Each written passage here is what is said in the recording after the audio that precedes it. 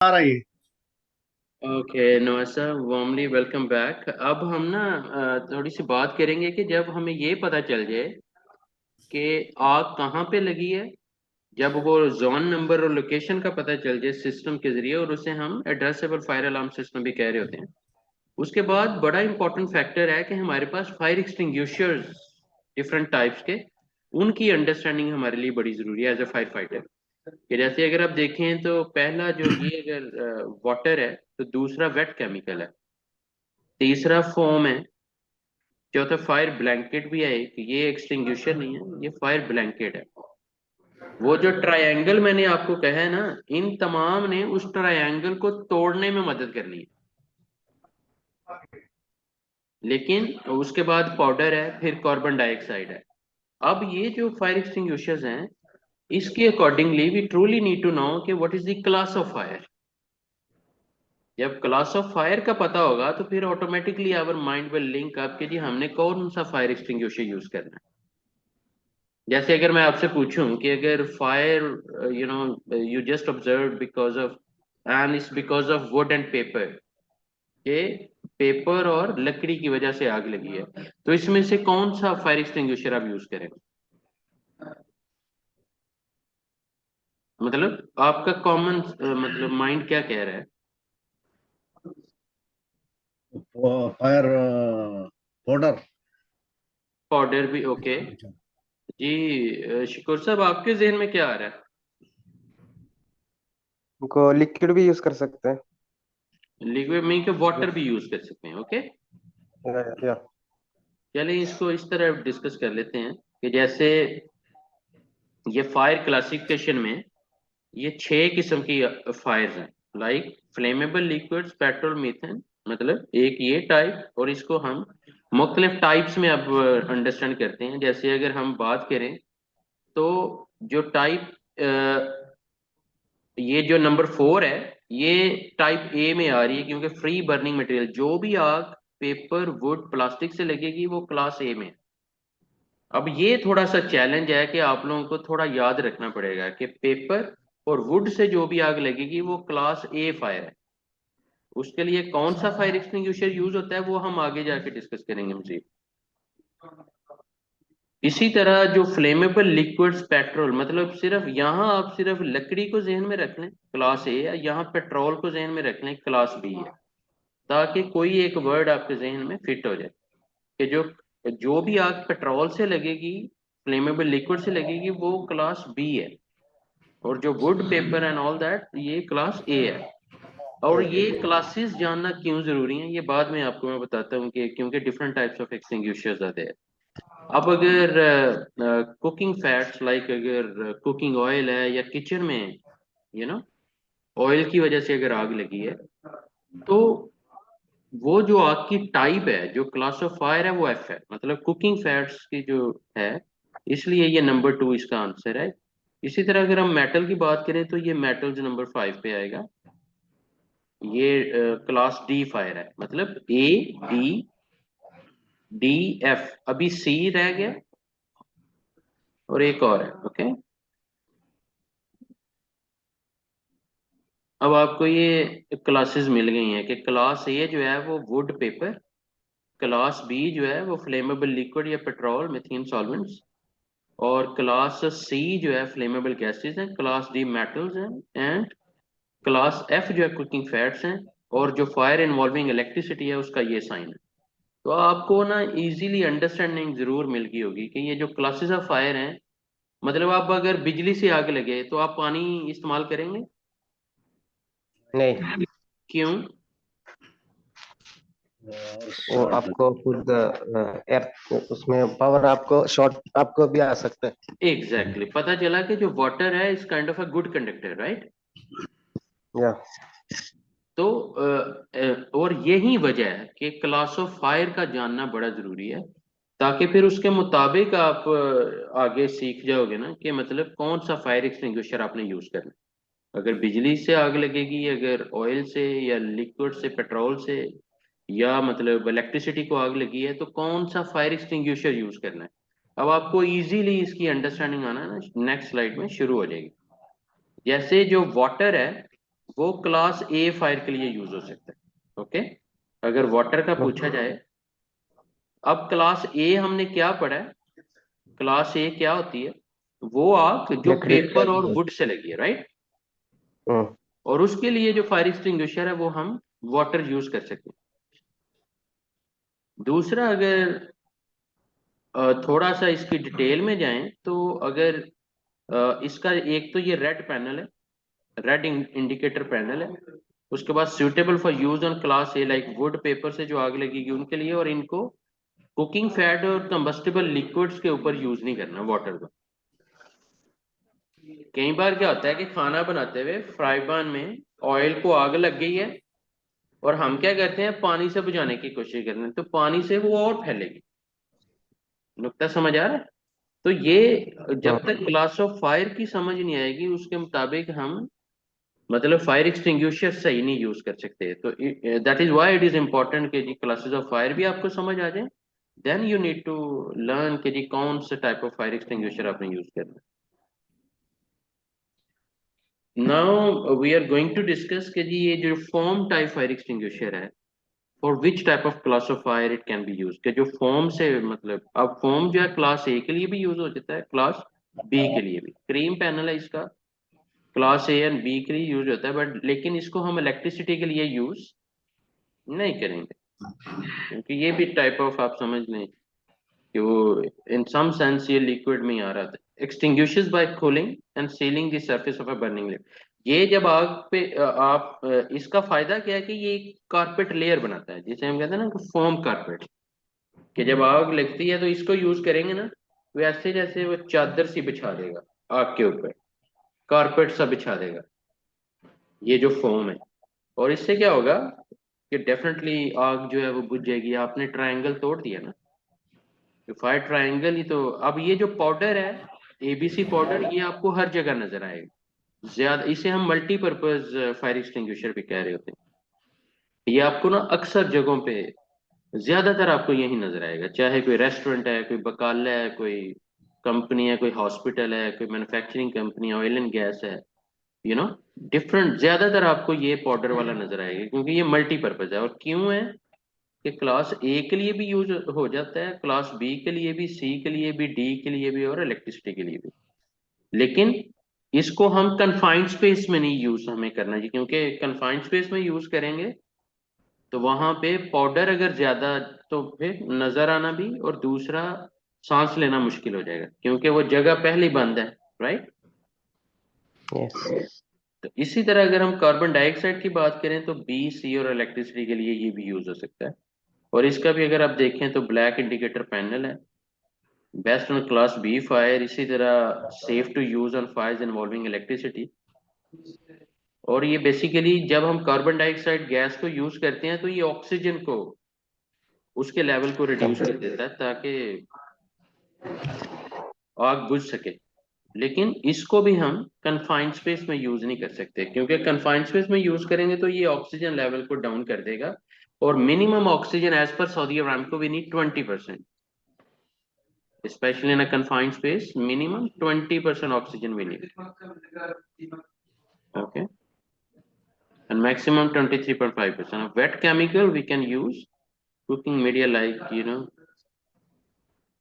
for cooking media, cooking fats or oils, we can use wet chemical. So it looks like yellow indicator panel, ये देख रहे हैं yellow indicator, ये निशानियां दी हुई हैं कि आपको फायर एक्सटिंग्विशर से पता चल जाए कि ये वेट केमिकल, मतलब कलर से पता चल जाए कि ये वेट केमिकल है या वाटर है या किस चीज का ये बना। और इसको भी हम इलेक्ट्रिक फायर्स पे यूज नहीं कर सकते। अब यहाँ मेरा ना आप लोगों से एक क्वेश्चन करना बनता है कि अब आप पांचों फायर एक्सटिंग्विशर्स आपके सामने हैं। नाउ द क्वेश्चन इज कि अगर मैं आपसे पूछूं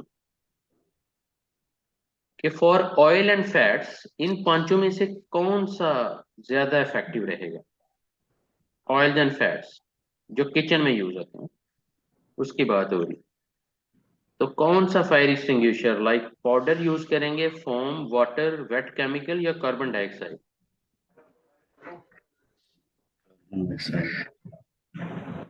सोचना पड़ेगा ना, अभी हमने डिस्कस किया है। पाउडर। पाउडर। ओके, ये नवाज साहब आपके जहन में क्या आ रहा है?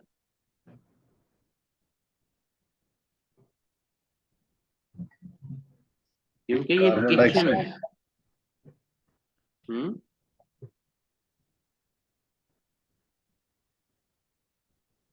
Carbon dioxide.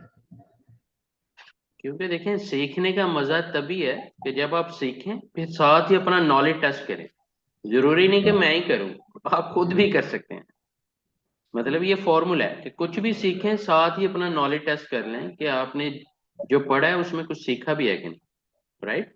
अब जैसे हमने इतना डिस्कस किया है, अब इसमें ऑयल एंड फैट्स जो है, अगर हम थोड़ा सा जाएं तो वेट केमिकल, मैंने बार बार बताया था कि वेट केमिकल जो है वो यूज हो सकता है। आप अगर इलेक्ट्रिकल की बात करें तो इलेक्ट्रिकल के लिए क्या कार्बन डाइऑक्साइड पे जाएंगे, वाटर, फोम या पाउडर? पाउडर। हम्म। पाउडर नो, ज्यादा इफेक्टिव कौन सा रहेगा? ज्यादा। Carbon dioxide. Carbon CO। Perfect मैशन, परफेक्ट। इसी तरह अगर फाइबर्स एंड फ्लेमेबल लिक्विड्स पे जाएं तो फोम इसमें फायदा देगा, राइट। अगर हम मतलब ज्यादा मल्टीपर्पज की बात करें और मुख्तलिफ फैब्रिक्स, पेपर, वुड, इसमें पाउडर भी यूज हो सकता है। इसी तरह वाटर जो है, वाटर। Water based. ओके, कि जो जनरल फाइबर्स एंड पेंट्स हैं उनके लिए पाउडर यूज हो सकता है, और वुड, पेपर एंड फैब्रिक्स के लिए वाटर। वाटर। तो 5 किस्म के एक्सटिंग्विशर्स और डिफरेंट क्लासेस ऑफ फायर को डिस्कस करके हमने ये जानने की कोशिश की है कि मैं ये नहीं कह रहा एक दिन में ही आपको सारा याद हो जाएगा या सारा ही समझ आ जाएगा, लेकिन ये स्टार्ट है। मतलब कोशिश करेंगे अब इस नॉलेज को ये बढ़े, कम ना हो। वो ना हो कि जितना आज सीखा है वो भी भूल जाओ आप, कि मतलब समझो कि ये आज आगाज है। तो उसके बाद आप gradually just keep learning and this is how we move on and we try our level best, के जितना हम अपना नॉलेज बढ़ाते चले जाए। और वो नॉलेज कोई फायदे की नहीं है जिसको आप अप्लाई ना कर सकें। लाइक अगर फायर एक्सटिंग्विशर के बारे में पढ़ लिया है तो आप फायर एक्सटिंग्विशर इस्तेमाल कैसे करना है वही नहीं आता तो मुश्किल है, right. Give me a minute.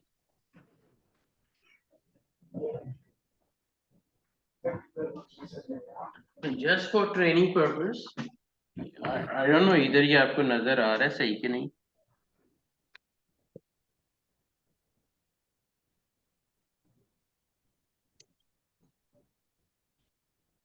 ये थोड़ा बहुत नजर आ रहा है कि नहीं?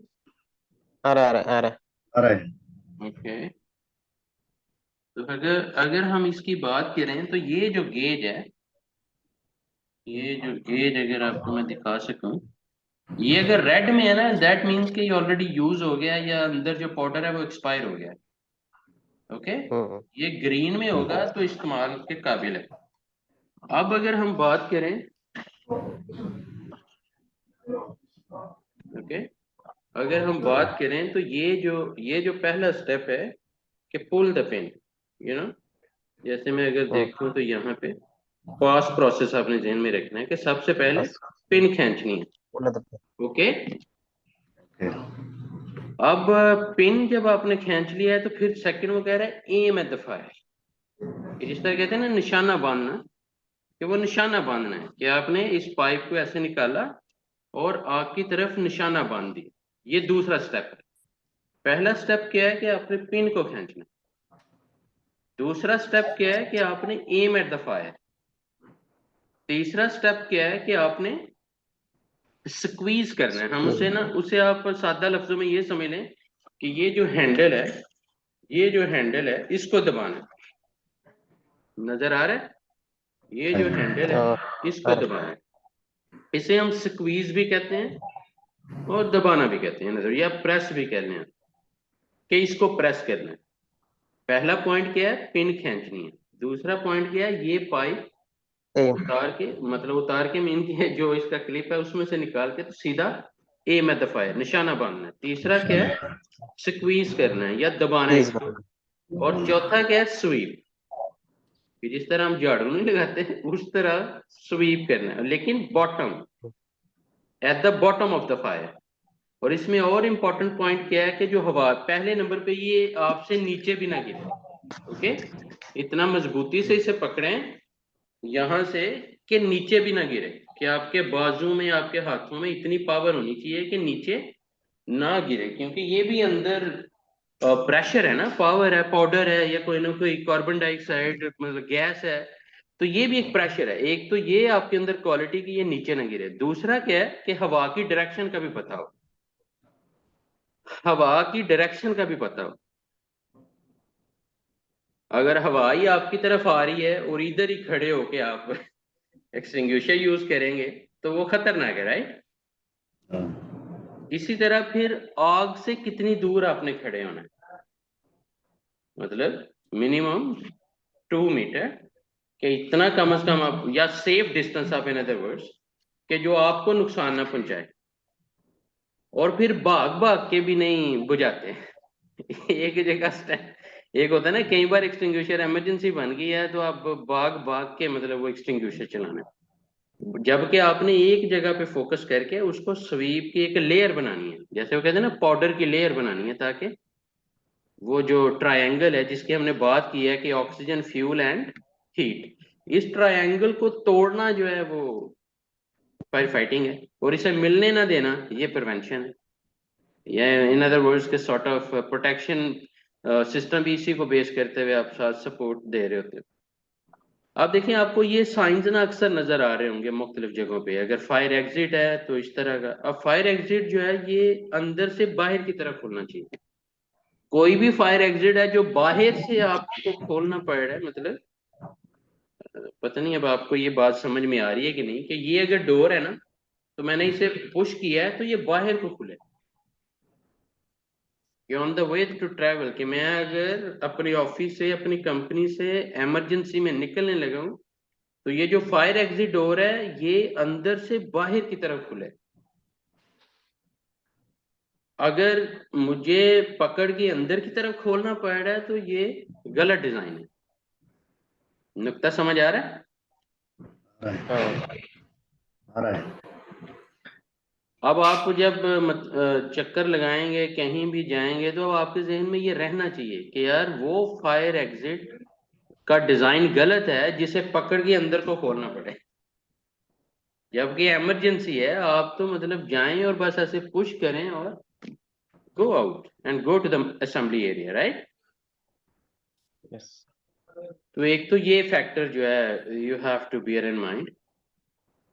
सेकंड थिंग इज कि ये जो फायर एग्जिट के साइंस हैं that's also matters a lot, कि आपको पूरा जो आपका फायर इवैक्यूएशन मैप होता है, एक नक्शा सा आप लगाते हो सादा लफ्जों में, और उस नक्शे को इसीलिए ज्यादातर लगाया जाता है ताकि कोई विजिटर आ जाए, कोई नया बंदा ज्वाइन कर ले तो वो उस मैप से उसको पता चल जाए कि पूरी कंपनी के लेआउट में वो कहाँ खड़ा है और उसने इमरजेंसी में किस तरह भागना है, कैसे मास्टर पॉइंट पे या असेंबली एरिया में जाना है। तो आपकी कंपनी में असेंबली एरियाज कहाँ पे हैं?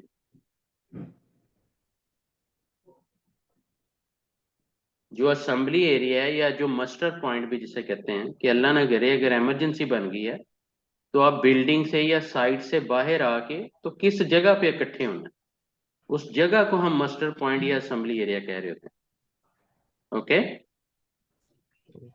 तो क्वेश्चन ये है कि आपके ऑफिस में या आपकी प्रोजेक्ट साइट पे वो असेंबली पॉइंट कहाँ पे है ये जानना है लाजमी, ये हर बंदे के लिए जानना जरूरी है। ओके,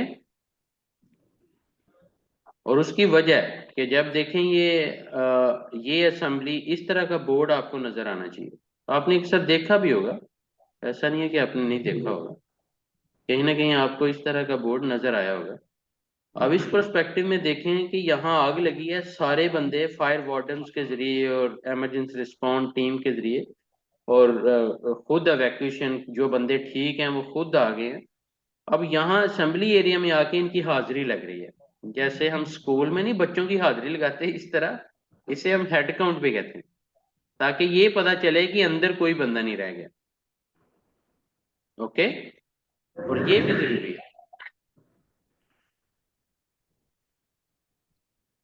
अब मैं आपको ना थोड़ा सा सिनेरियो बेस्ड पूछना चाह रहा हूँ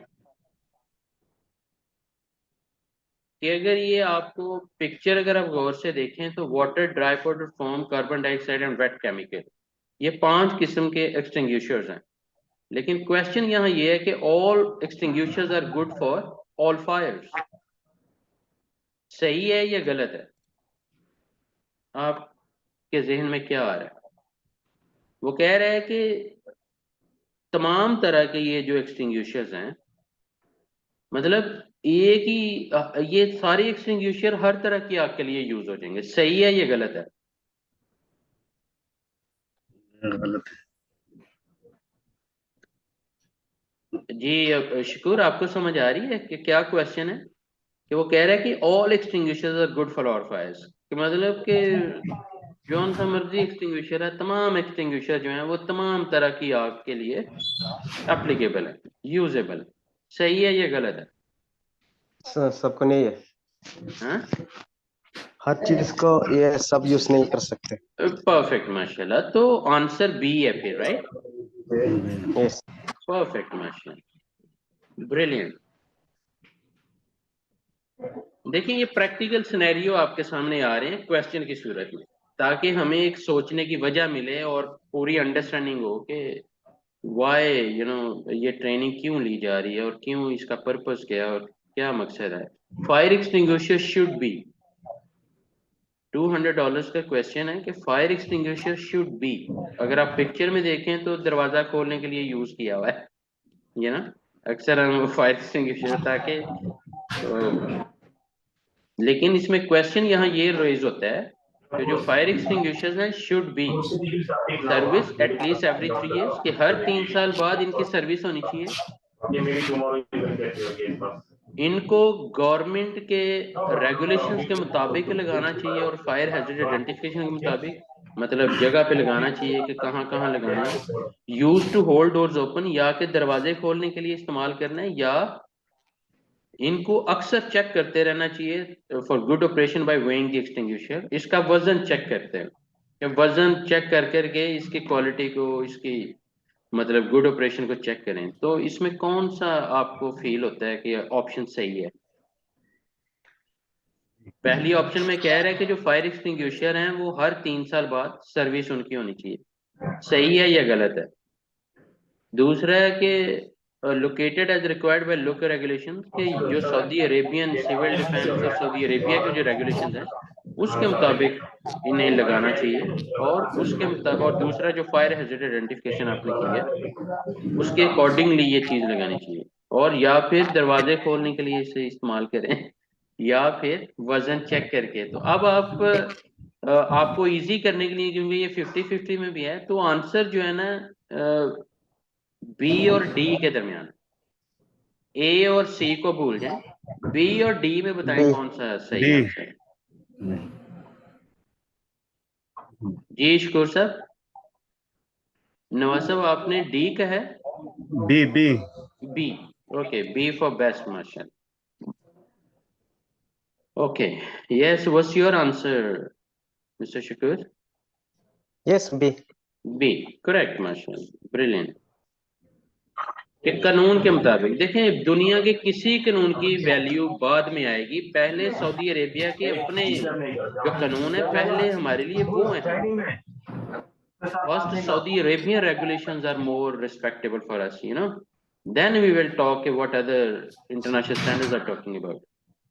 कि अगर हम local regulations की, if we are not respecting local regulations, what's the benefit and what's the point to follow international other regulations, कि अपने घर के असूलों की, अपने घर के कानून की आप कदर ना करें और दूसरों के कानून की कदर करें, ये तो नहीं।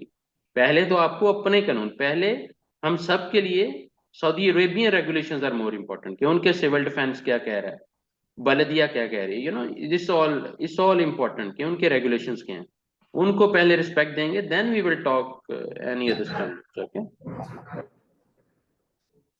Now, a fire safety equipment, look at the picture first. $300 question is there. Question ये है कि fire extinguisher should be checked visually monthly by checking.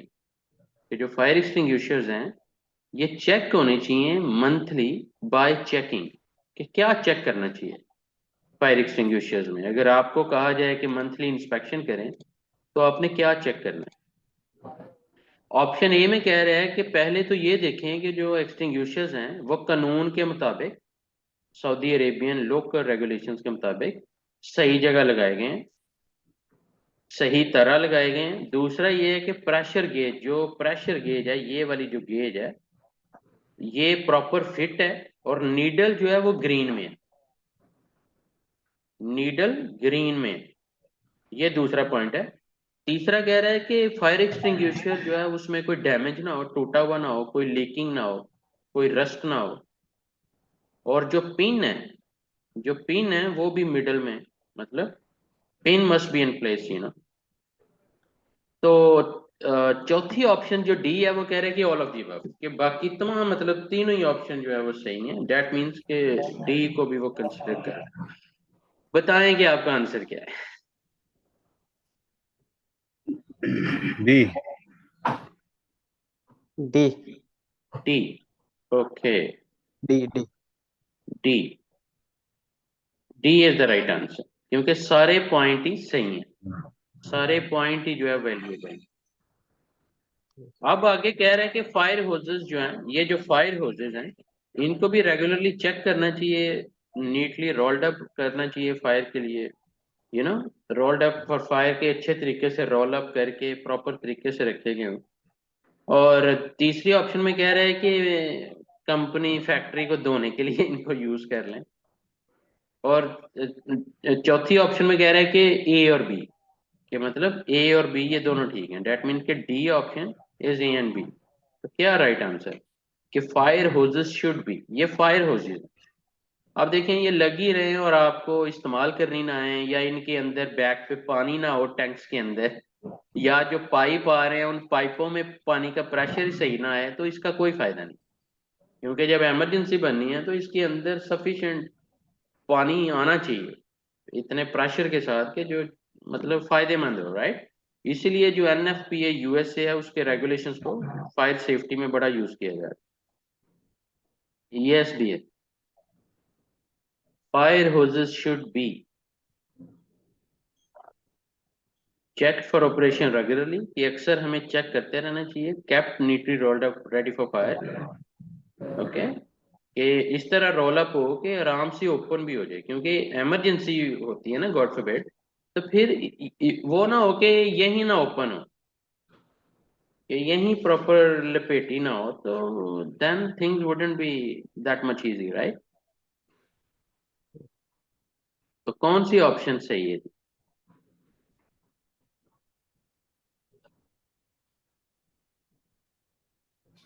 D.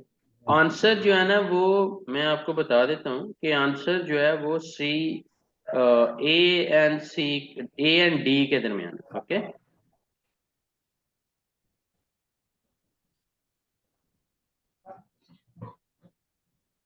D D. D correct माशा, परफेक्ट, परफेक्ट। अब राउंड वन का last answer, last question है कि fire alarms are, कि जो फायर अलार्म्स हैं, जैसे मैंने कहा कि एड्रेसेबल फायर अलार्म, इवन अब सऊदी अराम के जो रेजिडेंशियल कंपाउंड्स है, इवन कॉन्ट्रैक्टर्स की जो रेजिडेंसेस हैं वहां पे भी उन्होंने एड्रेसेबल फायर अलार्म सिस्टम की जो है रिक्वायरमेंट रखी है, कि जो बैटरी ऑपरेटेड फायर अलार्म है उसको वो नहीं एक्सेप्ट कर रहे। तो fire alarms are check for operation regularly, indicated by signage and colour, कि एक तो लगातार चेक होनी चाहिए, दूसरा साइनेज और कलर इज इम्पोर्टेंट, और तीसरा ये है कि installed in accordance with local regulations and must be in high risk area. तीसरा ये है कि आपने प्रॉपर जो लोकल कानून है, जो सऊदी अरेबियन रेगुलेशन है उसके मुताबिक इनको लगाना है, specially in high risk areas, कि जो ज्यादा खतरनाक एरियाज हैं उसके अकॉर्डिंगली इनको लगा के रखें। And the fourth option is all of the above. क्या आंसर है जी आपका।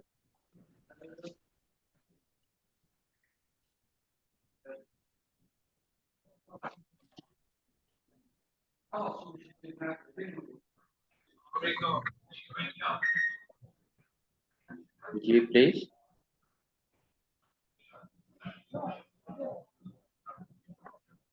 देखिए मैं दोबारा रिपीट करता हूँ, जो फायर अलार्म्स हैं वो कह रहे हैं कि उन्हें चेक भी करते रहें, और जो साइनेज और कलर है कि इस तरह का साइन भी लगा दें। कलर इज इम्पोर्टेंट, कि उसका रंग भी इम्पोर्टेंट है ताकि दूर से पता चल जाए। तीसरा कह रहा है कि कानून के मुताबिक भी लगाएं, और चौथा कह रहा है कि तीनों ऑप्शन सही। डी ये डी। डी डी करेक्ट, माशाल्लाह, परफेक्ट परफेक्ट। नेक्स्ट राउंड कह रहे कि बेसिक जो इमरजेंसी एक्शन प्लानिंग है should be in place, what should this not cover. ये देखें, किसी भी इमरजेंसी को डील करने के लिए there must be a basic emergency action plan, जैसे हम ईआरपी भी कह रहे होते हैं, इमरजेंसी रिस्पांस प्लान। अब ऑप्शन ए क्या है कि emergency shutdown procedures are important. Option B क्या है कि shift roster coverage for illness. Option C क्या है, primary secondary exit routes and assembly area. वो कह रहा है कि एक्शन प्लानिंग में जो इमरजेंसी रिस्पांस प्लान है, इन चारों ऑप्शन में से कौन सी ऑप्शन है जिसको हम इग्नोर कर सकते हैं, और कौन सी ऐसी तीन ऑप्शंस हैं जिनको हम इग्नोर नहीं कर सकते। मतलब इनमें से एक ऑप्शन है जो हम इग्नोर कर सकते हैं, कि जो इमरजेंसी एक्शन प्लान का हिस्सा ना भी बनाएंगे तो कोई इतनी प्रॉब्लम नहीं। समझ। पहले कह रहा है कि प्रोसीजर होने चाहिए, कि इमरजेंसी शटडाउन के प्रोसीजर होने चाहिए। प्रोसीजर कहते हैं उस चीज को कि जैसे किसी ने ड्राइविंग करनी है तो उसको पूरी गाइडलाइन देना कि ड्राइविंग कैसे करते हैं। किसी ने क्रेन चलानी है तो उसको पूरा गाइड करना क्रेन कैसे चलाते हैं। किसी ने पूरे प्रोजेक्ट को मैनेज करना है तो प्रोजेक्ट के पूरे प्रोसीजर उसे बता देना। किसी ने इलेक्ट्रिकल डिपार्टमेंट चलाना है तो इलेक्ट्रिकल किस तरह डिपार्टमेंट को रन करना है वो सारा लिख के दे देना, उसे हम प्रोसीजर कह रहे होते हैं, कि सारे स्टेप बता दें। तो ये पहली ऑप्शन है। सेकंड ऑप्शन में कह रहे हैं कि shift roster coverage for illness, कि या फिर शिफ्ट रोस्टर है कि कोई बंदा अगर बीमार है तो उसकी जगह दूसरा ले आओ। या प्राइमरी सेकेंडरी एग्जिट रूट्स हैं, या primary and secondary exit routes हैं, या असेंबली एरियाज।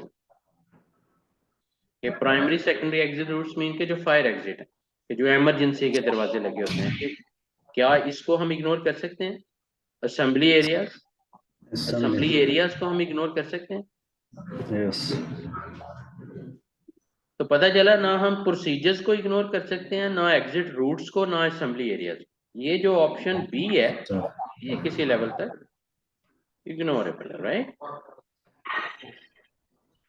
अब अगर नेक्स्ट क्वेश्चन की बात करें तो ये फायर ट्रायंगल आपने स्टडी कर लिया है कि हीट, फ्यूल और ऑक्सीजन ये तीनों मिलते हैं तो केमिकल रिएक्शन से आग।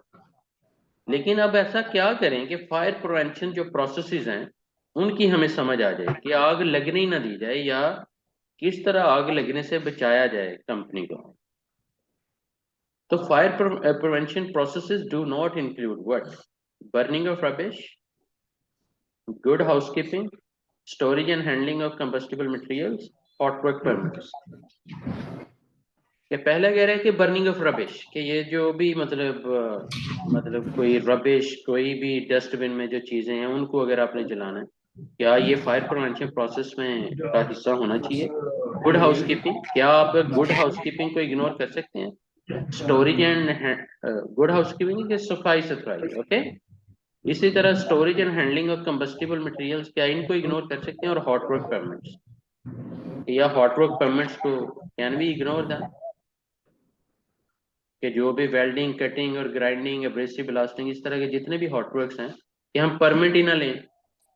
क्या इनमें से किसको हम जो है वो इग्नोर कर सकते हैं। You no need to make it part of fire prevention processes. तो अगर आप थोड़ा सा गौर करें तो सफाई भी हर सूरत में मेंटेन रखनी पड़ेगी। जो भी storage and handling combustible materials हैं उनको भी, जिनसे आग लग सकती है, केमिकल्स हो गए, ऑयल, डीजल, इस तरह के जितने पेंट्स वगैरह हो गए, उनको भी प्रॉपर रखेंगे तो फिर ही बचत होगी ना।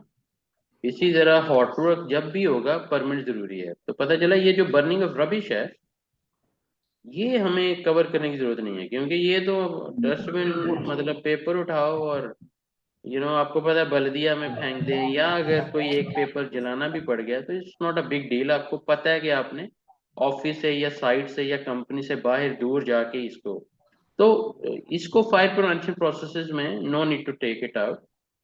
तो ये ऑप्शन जो है बर्निंग ऑफ रबिश जो है, ये इज राइट आंसर। अभी 5 मिनट की ब्रेक ले लें, फिर इसी लिंक को दोबारा क्लिक कर लें। Okay okay okay. ओके।